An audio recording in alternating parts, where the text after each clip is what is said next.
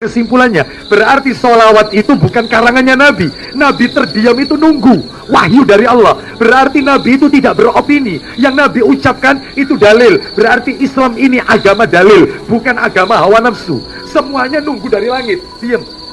Karena nggak ada perintah. Itu Rasul. Anda siapa? Anda bukan Rasul. Kok ngarang-ngarang? Sholawat tibir kulub. Ya, sholawat nari ya Allahumma sholli sholatan kamilatan wassalim salaman taman ala sayyidina Muhammad. Ini semua tidak pernah diajarkan oleh Nabi sallallahu alaihi wasallam. Ya, baik, kita lanjutkan. Kita lanjutkan. Kayaknya viral ceramah hari ini, viral.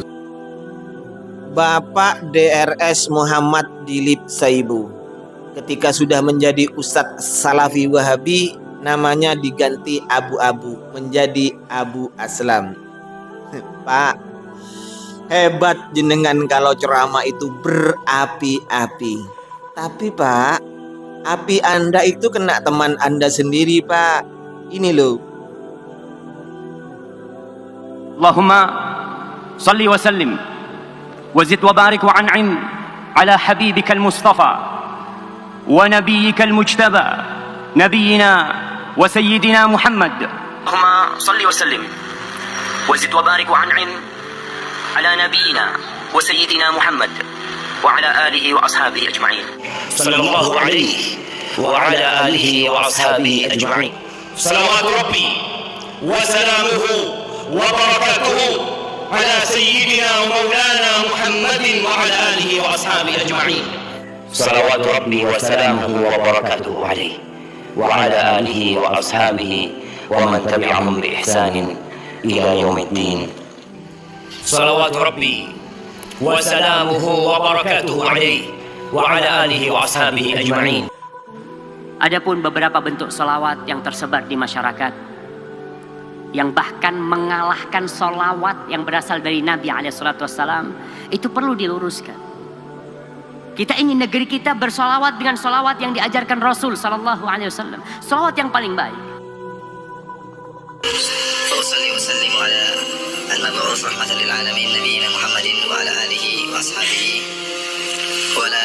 وعلى من نجا وعلى من اهتدى بسنته إلى يوم القيامة. Assalamualaikum warahmatullahi wabarakatuh. Alhamdulillahirabbil alamin wassalatu wassalamu ala sayyidina Muhammadin asyrafil mursalin wa ala alihi wa sahbihi ajmain, amma ba'du. Jangan-jangan salawat yang saya baca juga bid'ah ini. Karena Rasul tidak pernah mengajarkan sholawat yang seperti yang saya baca barusan itu, tidak pernah. Salawat yang diajarkan oleh Rasul, yang terkenal itu yang kita baca ketika sholat, ketika tahiyat, sholawat Ibrahimiyah. Jangan-jangan bid'ah juga ini. Pak Dilip. Pak Dilip Saibu ini dengan berapi-apinya, pokoknya hebatlah cara gayanya berpidato ceramah. Katanya ini ceramah ya. Kalau orang-orang Wahabi bilang itu ceramah. Ceramah kok nyalahkan orang. Sama ya seperti itu.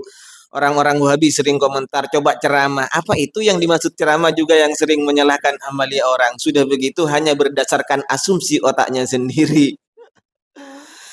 Katanya ndak pernah mengajarkan, Rasulullah ndak pernah mengajarkan salawat begitu terhadap orang lain, tidak pernah mengajarkan apa-apa, jangan salawat di karang-karang. Aduh, ini sebenarnya sudah banyak saya mengomentari konten seperti ini. Tapi sekali-sekali saya juga akan mengomentari Pak Dilip Saibu ini, karena videonya baru saya temukan. Pak Dilip Saibu, begini ya, banyak kok Pak, kalau Anda mau telaah, mau baca kitab yang banyak Pak, bukan hanya berdasarkan kupingan Anda ketika ngaji Pak. Banyak sahabat yang ngarang sholawat sendiri. Mau bukti, japri saya saja Pak. Sudah banyak saya tahu, lihat channel-channel saya. Video-video saya yang mengomentari salawat itu banyak Pak ya. Banyak. Artinya gimana Pak? Kalau ilmu kita masih setetes, jangan sok lah Pak. Apalagi Anda itu ndak bisa baca kitab.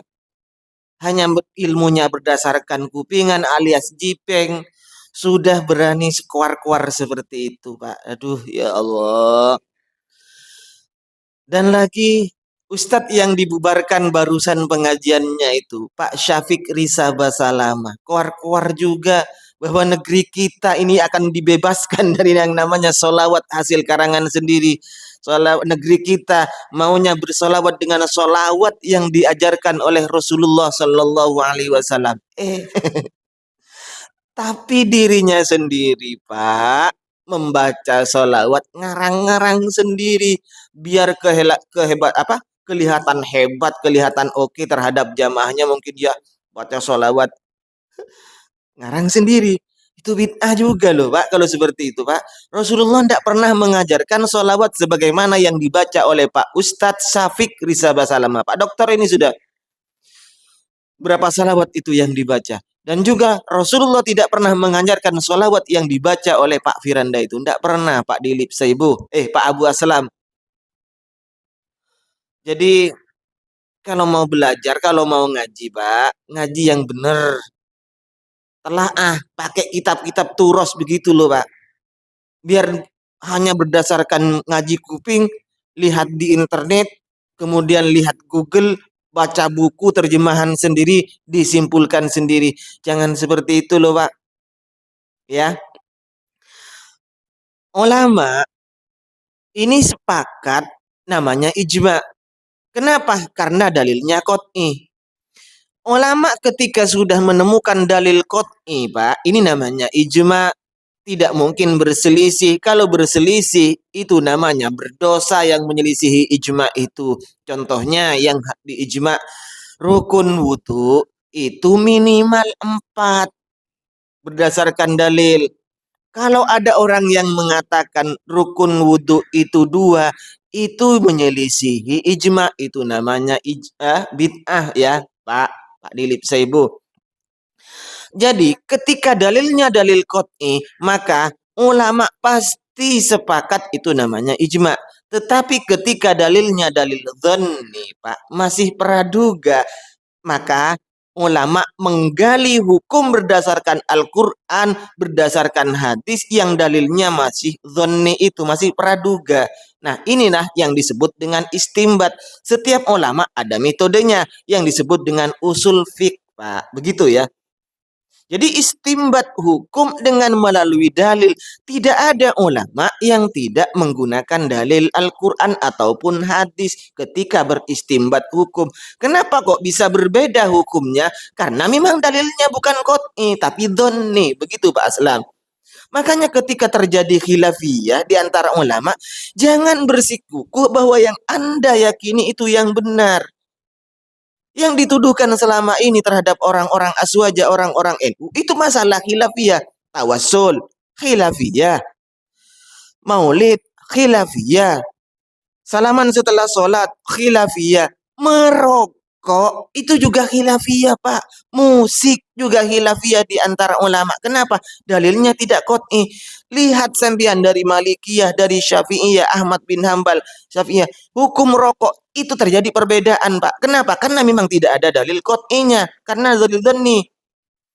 Orang menyangka dokter misalnya, tapi dokter mutakhirin mengatakan rokok itu berfaedah.